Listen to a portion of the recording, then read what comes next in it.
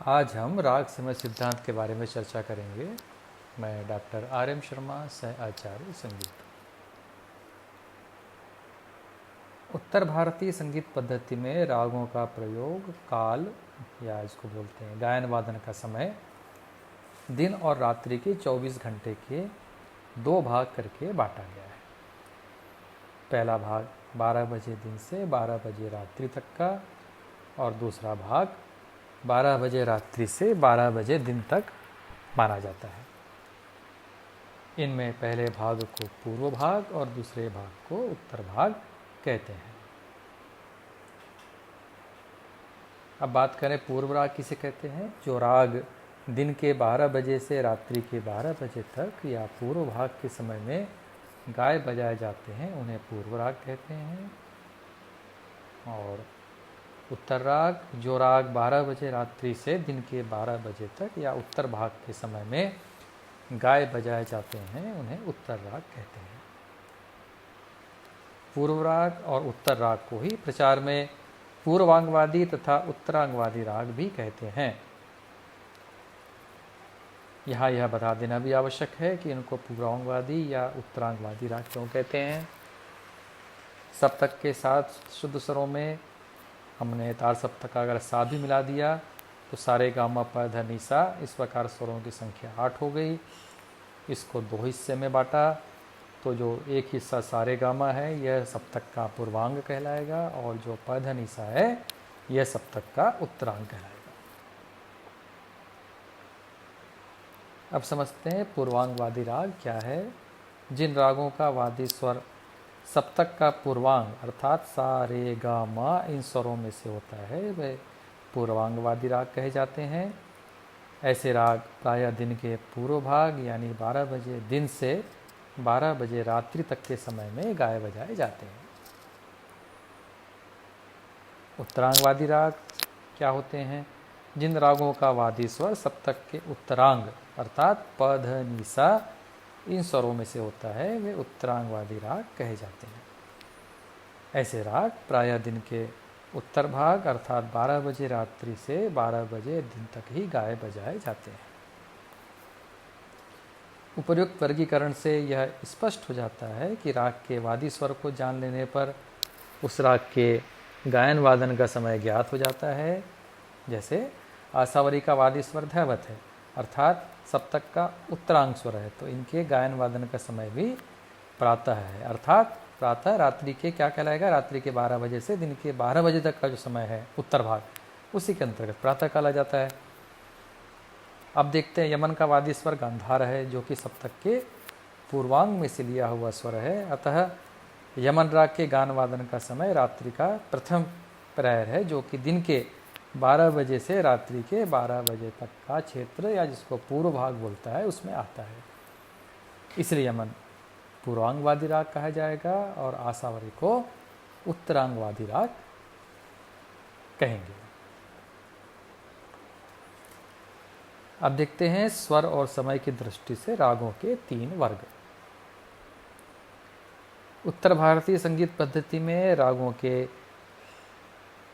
गाने बजाने के बारे में समय सिद्धांत या टाइम थ्योरी प्राचीन काल से ही चला आ रहा है।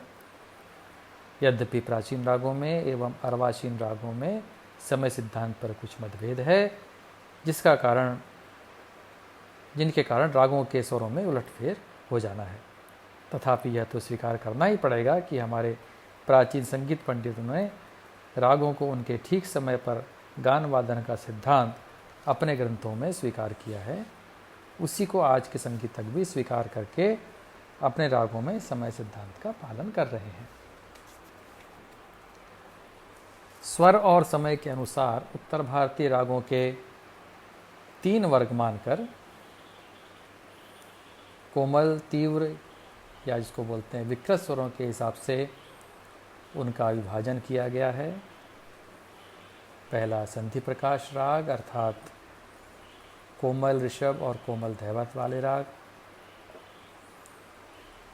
दूसरा शुद्ध ऋषभ और शुद्ध धैवत वाले राग तथा तीसरा कोमल गंधार और कोमल निषाद वाले राग। सर्वप्रथम बात करते हैं संधि प्रकाश राग की।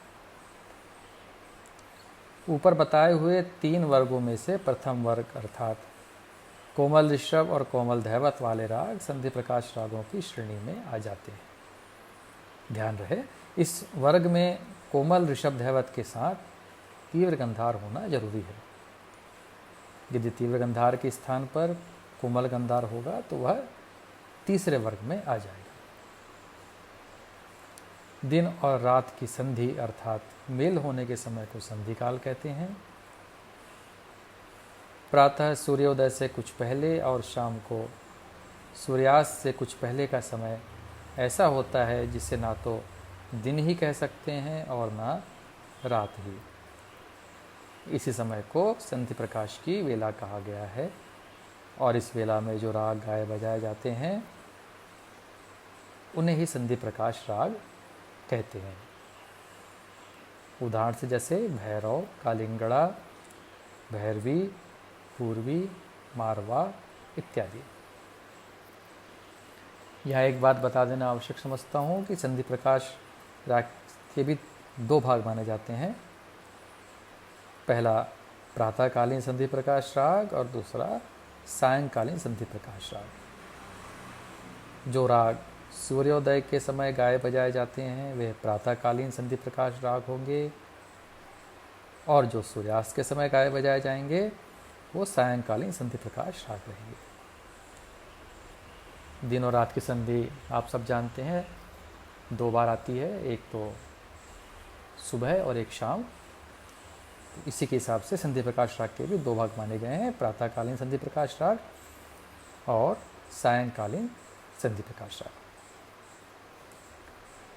संधि प्रकाश रागों में मध्यम जो स्वर है वो बड़े महत्व का है।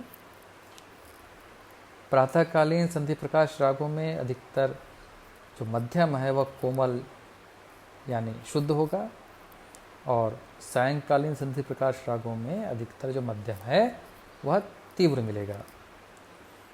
जैसे भैरव और कालिंगड़ा प्रातःकालीन संधि प्रकाश राग हैं क्योंकि इनमें शुद्ध मध्यम है, तथा पूर्वी और मारवा सायंकालीन संधि प्रकाश राग है क्योंकि इनमें जो है मध्यम क्या है, तीव्र है। संधि प्रकाश रागों की एक साधारण सी पहचान यह भी है कि उनमें धैवत स्वर चाहे कोमल हो या तीव्र, किंतु उनमें रे कोमल और ग नी तीव्र ही अधिकतर मिलेंगे। यद्यपि कोई संधि प्रकाश राग इस नियम का अपवाद भी हो सकता है, जैसे कि भैरवी। तो आज हमने जो स्वर और समय के अनुसार उत्तर भारतीय रागों के 3 वर्ग माने गए हैं उसमें से जो पहला वर्ग है संधि प्रकाश राग, इसके बारे में चर्चा की। अगले व्याख्यान में हम इसके अन्य 2 वर्ग इनके बारे में चर्चा के साथ साथ समय सिद्धांत के बारे में और भी कुछ बातें इस पर विचार करेंगे।